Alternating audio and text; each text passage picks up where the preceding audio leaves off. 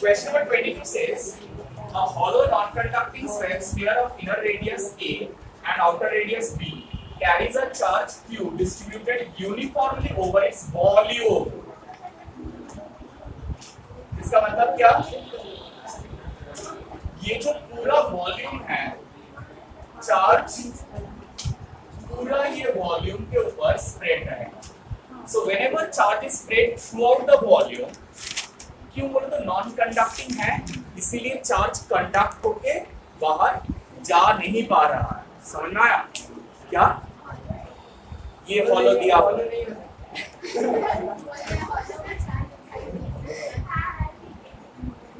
वो कंडक्टर के लिए होता है, ठीक है. It's a non conducting sphere, तो चार्ज क्या होगा, ये वाला रीजन में स्प्रेड रहेगा. इनर रेडियस कितना दिया हुआ है? How much is the inner radius और outer radius?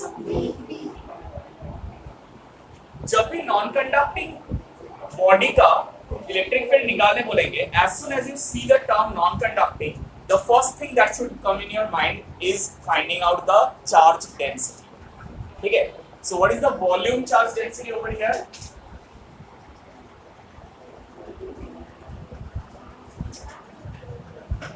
Volume charge density rho equal to 4/3. R कौन सा लेंगे, A या B? बिकॉज ये बीच में तो कोई मटेरियल नहीं है ना, तो outer volume minus inner volume करना पड़ेगा. समझ रहा है? Outer volume minus inner volume. So it will be 4/3 pi PQ minus 4/3 pi BQ minus AQ. समझ में आया? क्योंकि सेंटर में मटेरियल तो नहीं है ना, तो उसका वॉल्यूम नहीं लेंगे हम लोग. जितना मटेरियल में डिस्ट्रीब्यूटेड है उतना मटेरियल का वॉल्यूम. ये क्या मिला हम लोगों को? अब first part of the question क्या बोला है? For r less than A.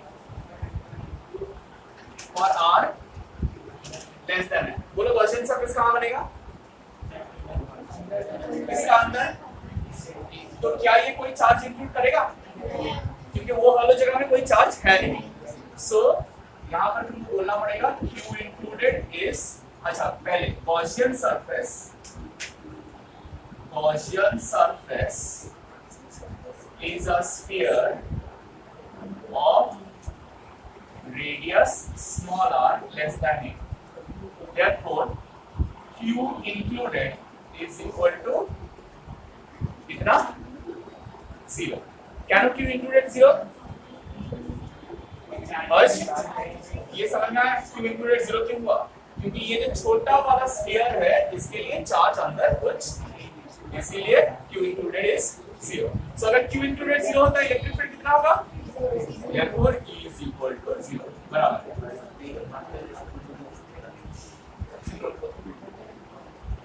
Part 2. Second वाला पार्ट कैसे करेंगे? Sneha, good. For R less than, greater than A and less than B, मतलब अब गॉसियन सरफेस कहां बनेंगे? गॉसियन सरफेस बनेंगे यहां पर. ठीक है. तो सिर्फ कौन सा रीजन का चार्ज इंक्लूड होगा? क्या क्या क्या?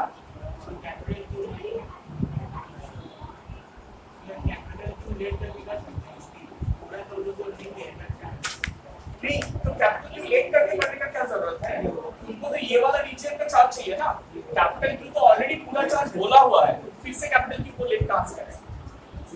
अच्छा, अब देखो यहाँ पर R is less than, greater than A, less than B. ठीक है.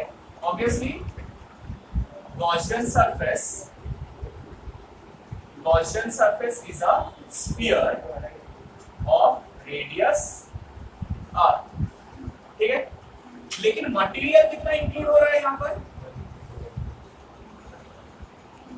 Volume of material included by Gaussian surface कितना होगा, जल्दी से बताओ। Volume of material included by Gaussian surface is equal to 4/3 pi r cube minus a cube. You understand why r cube minus a cube हुआ? अनुराग, r सिर्फ यहाँ तक है, ये वाला रेडियस देखो, ये रेडियस r है अप टू दिस, समझ रहा है? सो यहाँ से यहाँ तक सिर्फ ये रीजन में मटेरियल है, इसीलिए r माइनस a करना पड़ रहा है। मोहित समझ में आ रहा है? कंसंट्रेट कर रहे हो या सिर्फ गर्मी फील कर रहे हो? कौन से में हाँ बोला? दोनों में हाँ बोला। Now tell me, if this is the volume included, what will be the charge included? Antara, what will be the charge included? If this is the volume included by the Gaussian surface, कैसे निकालेंगे charge included? ये जो पहले volume charge density निकाले थे, ये काम आएगा। Density multiplied by volume will give you the charge. समझना है? So charge included equal to rho into 4/3 pi r cube minus a cube. Rho is value what? This. So if you substitute it over here, it will be q by 4/3 pi b cube minus a cube into 4/3 pi r cube minus a cube. So 4/3 pi cancel हो जाएगा. It will be q into b cube minus a cube by r cube minus r cube minus a cube by b cube minus a cube. Is that clear? Yes or no? तो बोला electric field कितना होगा? Electric flux using Gauss theorem, electric field into इसके साथ क्या into करते हैं? किसका एरिया? गॉसियन सरफेस का एरिया। किसका area? Gaussian surface. Gaussian surface का रेडियस कितना है? एरिया होगा, ठीक है, that is equal to q included, which is this, by epsilon naught.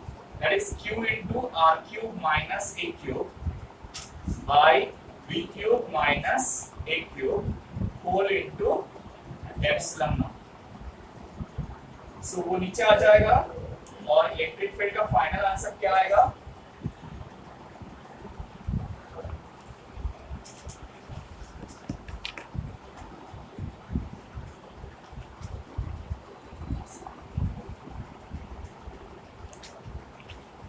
The final answer will be q into capital R cube minus small r cube divided by 4 pi epsilon naught r square into b cube minus a cube. Is that clear? Will I second part done? And third part is easy. What is the answer for third part? Outside मतलब easy है। क्यों outside मतलब easy है? देखो सारा outside का formula होता है total charge included by, because अगर गॉसियन सरफेस बाहर चूज करेंगे तो वो पूरा चार्ज को इंक्लूड कर लेगा ना, तो उसमें डेंसिटी लगाने का कोई जरूरत नहीं है। Directly you can say that for r greater than b q included is equal to capital D. Therefore E is equal to this.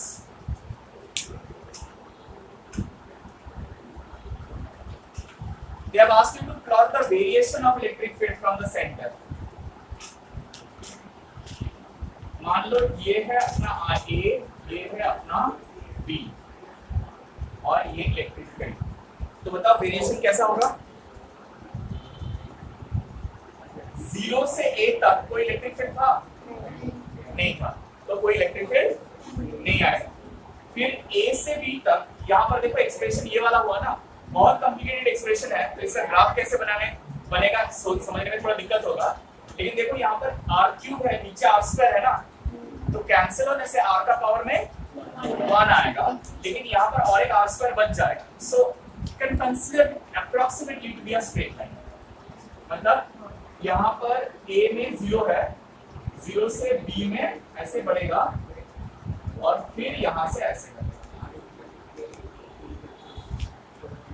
ठीक है। ये सरफेस वाला वैल्यू होगा q by 4 pi epsilon naught b square. क्यों? Surface में radius कितना है? b है ना, सरफेस में रेडियस b है तो इसलिए ये b स्क्वायर और उसके बाद वो घटता रहेगा। Tell me, is this clear? ये लास्ट वाला ग्राफ समझ में आया? ये r है, ओके। ग्राफ में ऑलवेज कौन सा एक्सिस में क्या है वो प्लॉट करना जरूरी है। r मतलब डिस्टेंस फ्रॉम द सेंटर और a और b इनर रेडियस और आउटर रेडियस है। इनर रेडियस तक कोई इलेक्ट्रिक फील्ड नहीं था, a से b के अंदर इलेक्ट्रिक फील्ड बढ़ता गया और फिर b के बाहर electric field will go on decreasing because it is inversely proportional to r square. समझ में आया स्नेहा? बस अंतरा समझ में आया? नेक्स्ट क्वेश्चन, नेक्स्ट এটা কত নম্বর question? 23 done, right? 22 done. 23 is the next question.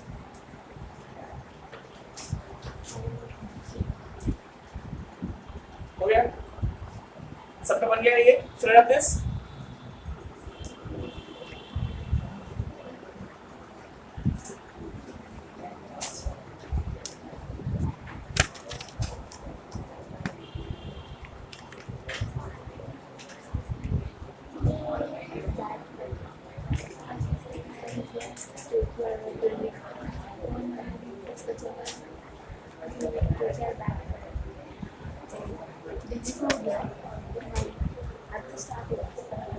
Well, question number 23 says an infinite wire having charge density lambda passes through one of the edges of a cube having edge length L. This is 23. This is a positive charge distribution. So I'm just not drawing the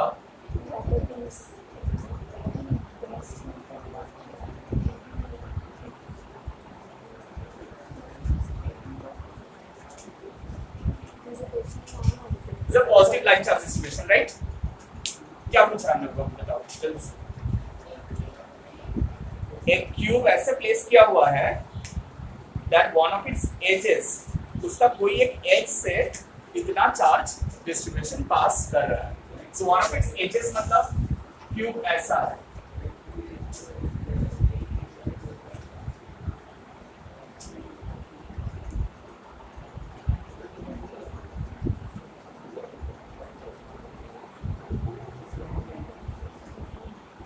Can you visualize this? It can be any one of the edge. Doesn't matter. Can you visualize this? Now read the question and tell me what's the answer. Total flux passing through the cube. ये cube में से कितना flux pass कर रहा है? It's given that this edge length is L. First question.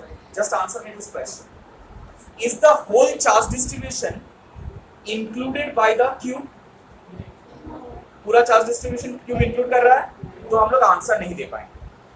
क्यों नहीं दे पाएंगे? क्योंकि गॉस थ्योरम का आंसर तभी मिलेगा जब हम लोग चार्ज डिस्ट्रीब्यूशन को इंक्लूड करेंगे। इंक्लूड तो नहीं हो रहा है तो हम लोग को पता नहीं चलेगा। तो इसको इंक्लूड करने के लिए हम लोग क्या कर रहे हैं? देखो, हम लोग 3 और क्यूब बना रहे हैं ताकि ये चार्ज डिस्ट्रीब्यूशन चारों तरफ से गिर जाए। कैसे?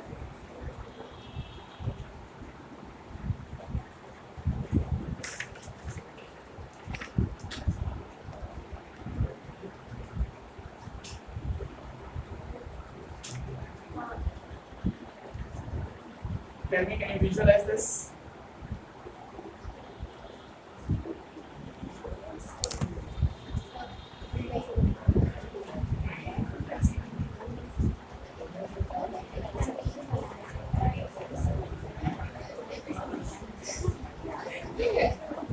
Tell me, yes or no?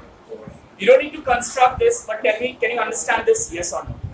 So, how many cubes do you require more to enclose the charge from all sides? 3 more cubes. So total how many cubes are there? 4 cubes are there. Sorry.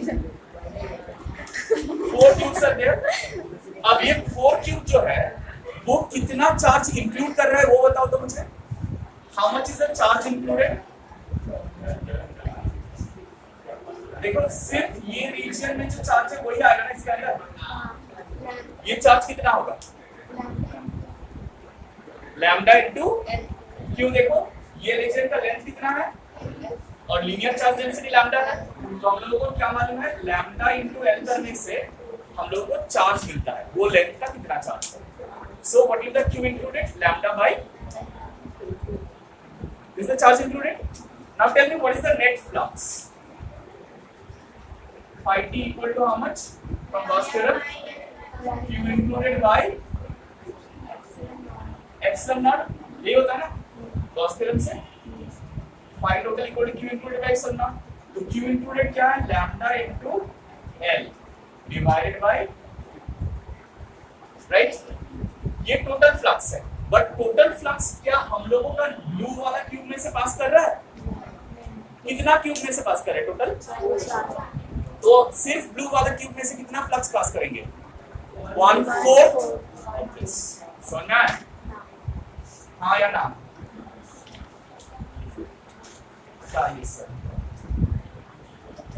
Total flux ये है तो एक cube में से कितना flux pass करेगा? ये यहाँ पर कितना क्यूब लिया है मैंने? टोटल 4. तो इसलिए इसको डिवाइड बाय 4 करेंगे. ठीक है. So the answer to the first question, total flux passing through the cube, just write this down. 3 more cubes are required to be placed. 3 more cubes are required to enclose the charge distribution symmetrically. 3 more cubes are required to enclose the charge distribution symmetrically. Hence the net flux through 4 cubes. Net flux through 4 cubes. Flux through 4 cubes is equal to lambda L by epsilon naught. क्या हुआ? लिख रही हो?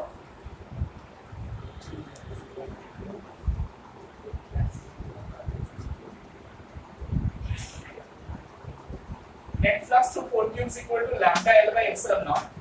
Therefore, flux through 1 cube will be lambda L by 4 epsilon.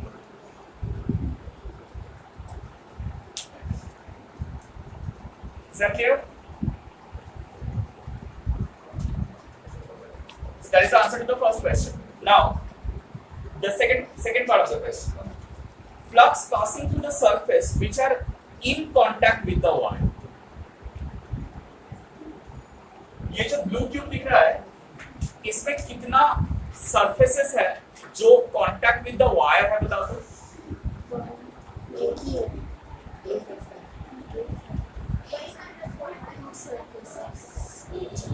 ये जो blue cube है इसका कितना सरफेसेस ये पॉजिटिव चार्ज डिस्ट्रीब्यूशन के साथ डायरेक्ट कांटेक्ट में?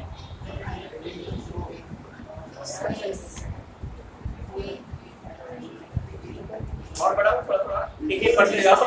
1 2 3 4 5 6. क्यों 4? कौन से 4? The front face, the left side face and the top surface, because top surface का कॉर्नर अटैच है ना. टॉप सरफेस का कॉर्नर यहाँ पर अटैच है और बॉटम सरफेस का कॉर्नर भी यहाँ पर अटैच है. सो ये जो 4 फेस है ना इसमें से कोई flux, if you have anything to ask मुझसे पूछो. ठीक है. कुछ झगड़ो मत, कुछ समझ में नहीं आएगा. ठीक है. Alright. So there are four faces which are in direct contact with the क्या चार्ज डिस्ट्रीब्यूशन. वो चार फेसेस में से फ्लक्स कितना होगा मालूम है? क्यू जीरो होगा. सारा फील्ड लाइंस जो है वो चार सरफेसेस से पैरेलल है. क्यों? देखो ये इलेक्ट्रिक फील्ड लाइन यहाँ से सरफेस से ऐसे जा रहा है, तो ये ऊपर वाला जो सरफेस है इसके ऊपर ऑलवेज इससे पैरेलल जाएगा. ये वाला फ्रंट सरफेस जो है इससे भी सारा इलेक्ट्रिक फील्ड लाइंस ऐसे पैरेलली निकलेंगे. और जो ये वाला है इससे भी अगर लाइंस हम लोग बनाएंगे तो इससे भी पैरेलल सरफेस जाएगा. ठीक है. सो जो सरफेस वो कॉर्नर से कनेक्टेड है, सारा सरफेस में से electric field lines are parallel, and that's why the flux through the surfaces will be zero. So write this down.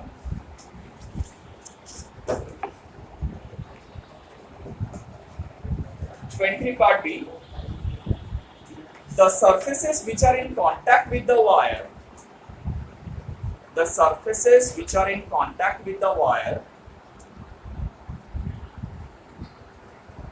will have electric field lines parallel to them.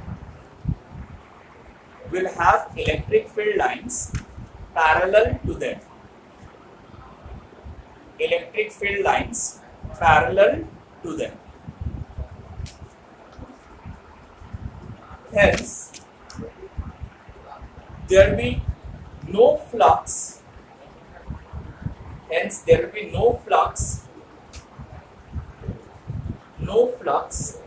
Through those four surfaces. Write this down. Through these four surfaces. No net electric flux through these four surfaces.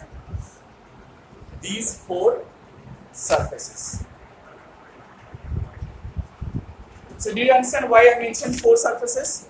अगर तुमको वो याद नहीं रहेगा तो वहां पर four surfaces के पास लिख लो, top surface, bottom surface and the front and left surface. Top, bottom, front and left.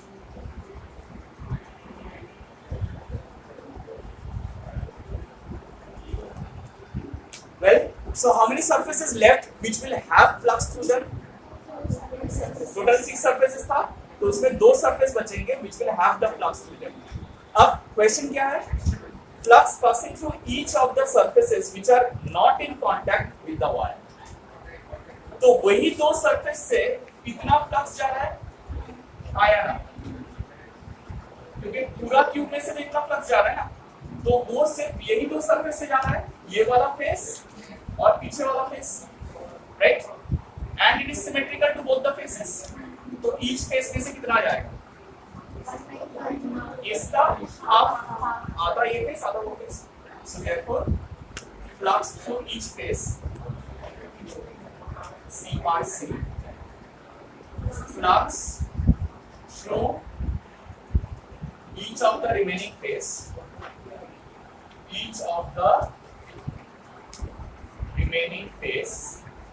will be lambda L by 4 epsilon naught into half.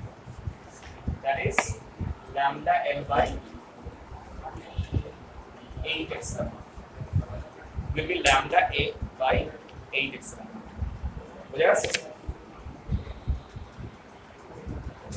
Is that clear? Because they have asked each of the surface, that's why divide by 2 here. 2 surfaces है इसलिए divide by 2. Done question number 3. So this was one question where you need to apply your concepts, visualize that in some sums of Gauss's theorem you might need to construct new surfaces. मतलब जो दिया हुआ है सिर्फ उसका basis पे हम लोग सम नहीं कर पाएंगे, हम लोगों को नया सरफेस कंस्ट्रक्ट भी करना पड़ सकता है. Alright, next question is question number 24.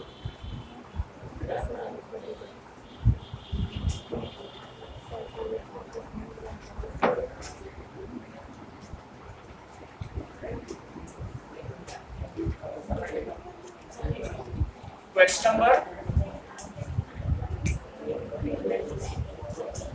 बड़ा क्वेश्चन नंबर 24 कैसे करेंगे? नहीं किया. क्वेश्चन नंबर 24 कोई बनाया? 24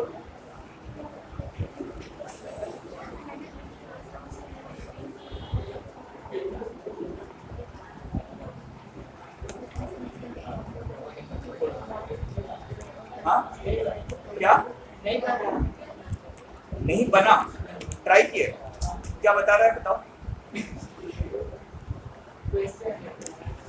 It has been experimentally observed that electric field in a large region of Earth's atmosphere is directly vertically bound. Earth के atmosphere में electric field आ रहा है डाउनवर्ड डायरेक्शन में। फिर at an altitude of 300 meters, the electric field is 60 volts per meter. दिया हुआ है eight an altitude 300 metre. एक डायग्राम भी दिया हुआ है इसके साथ, देखो फिगर नीचे फिगर 1 में। तो बोला हुआ है कि एक क्यूब रीजन है, उसका ऊपर वाला सरफेस जो 300 मीटर ऑल्टीट्यूड में है वहां पर इलेक्ट्रिक फील्ड है 60 वोल्ट पर मीटर, ठीक है। और at an altitude of 200 metre जो कि लोअर सरफेस है वहां पर कितना फील्ड है 100 वोल्ट पर metre. So this is our diagram. ये एक क्यूब है,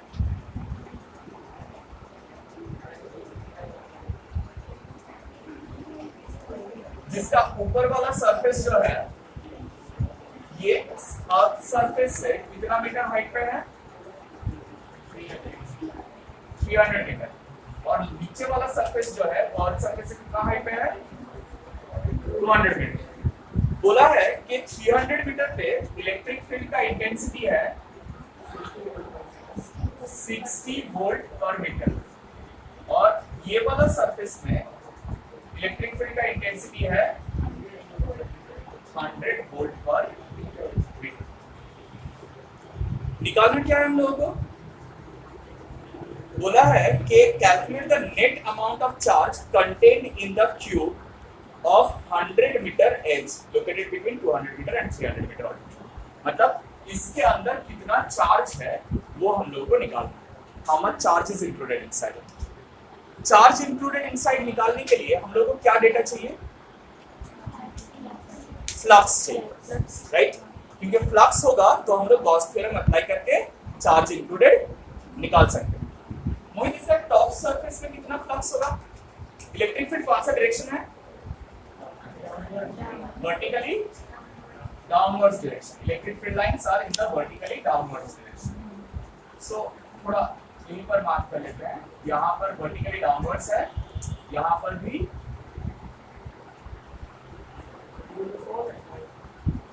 वर्टिकली डाउनवर्ड्स है। नहीं यूनिफॉर्म नहीं है, देखो ये 100 है, ये अपर सरफेस में जितना है नीचे वाला सरफेस में सेम नहीं है, लेकिन अपर सरफेस में पूरा जगह में यूनिफॉर्म हम लोग ले सकते हैं। कितना वैल्यू है 60 वोल्ट पर, ठीक है। तो मोहित ऊपर वाला सरफेस में इलेक्ट्रिक फ्लक्स कैसे निकालेंगे, फ्लक्स का फॉर्मूला क्या है, phi equal to E into ds, electric field into surface area, right. तो ऊपर वाला सरफेस में फ्लक्स जो है वो इनवर्ड है या आउटवर्ड है, inwards. Remember inward flux always हम लोग नेगेटिव लेते हैं और outward flux. So on the first surface, phi 1 will be equal to minus E1 into A1। अब मुझे बताओ E1 कितना है 60 और एरिया कितना निकलेगा, how much will be the area, कैसे निकालेंगे एरिया, क्यूब है ना। देखो ये 300 मीटर ये 200 मीटर है, तो ये लेंथ कितना हो जाएगा 100, राइट। This will B 100। तो एज लेंथ 100 होगा, तो ये वाला सरफेस लेंथ स्क्वायर है ना, तो 100 का स्क्वायर हो जाएगा। This will be the phi 1 flux at the top surface. बोलो समझ में आया। कहीं पर भी सरफेस एरिया और इलेक्ट्रिक फील्ड पता है तो flux is simply area into electric field, ठीक है। डॉट प्रोडक्ट है एक्चुअली, लेकिन since electric field and area vector are exactly opposite, तो इसलिए वो माइनस माने cos 180 डिग्री व्हिच इज -1 होगा, इसलिए माइनस साइन। सो ये कितना आ रहा है बताओ जल्दी से, 6 into 10 to the power 5, right. हाँ या ना। सिमिलरली phi 2 कितना होगा जल्दी से बताओ, सुजल phi 2 कितना होगा flux at the second surface.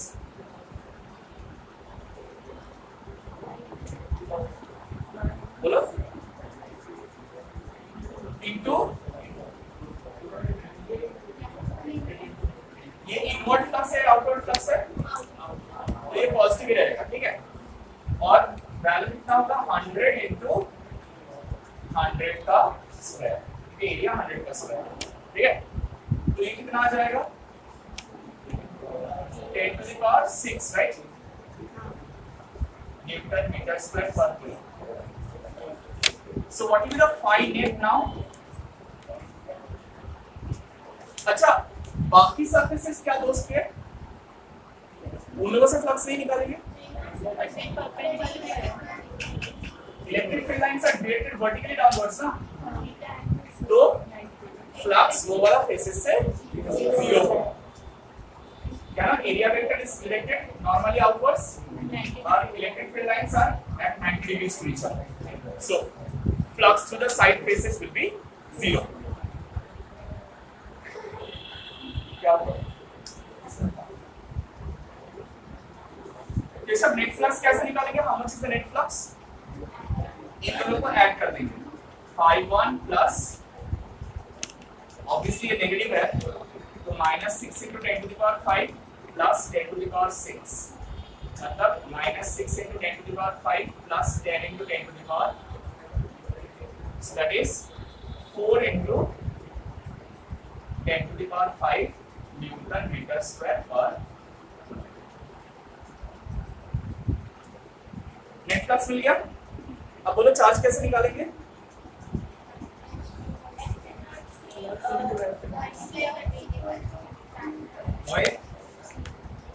Charge कैसे निकालेंगे नेट फ्लक्स के बाद charge included is equal to net flux into right net flux equal to charge included by epsilon naught होता है so charge included equal to net flux into epsilon so net flux is how much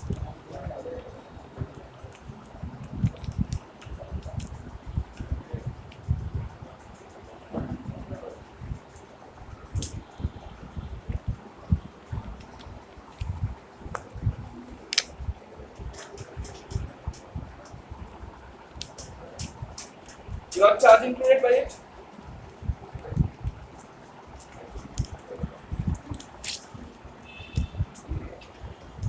Well, I want you to skip question number 25, 26, 27.